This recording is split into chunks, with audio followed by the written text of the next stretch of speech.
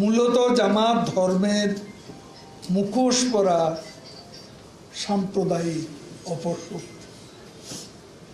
নানান সময় তাদের দ্বারা প্রকাশ্য গোপনে নানা অপতৎপরতা, নাশকতা, ষড়যন্ত্র, রাষ্ট্রবিরোধী কর্মকাণ্ডে সম্পৃক্ততার প্রমাণ পাওয়া গেছে এবং দেশের জনগণও সেটা অবহিত।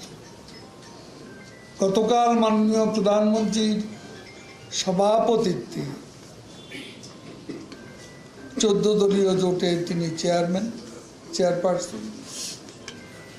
সেখানে 14 দলের শরিক দলসমূহের বক্তব্য, তথ্য উপাত্ত বিশ্লেষণ,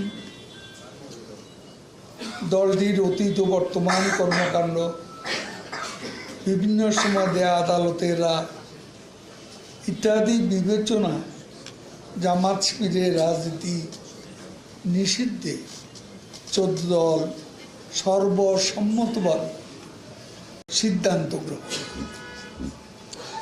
এখন এই সিদ্ধান্ত বাস্তবায়ন করবে সরকার।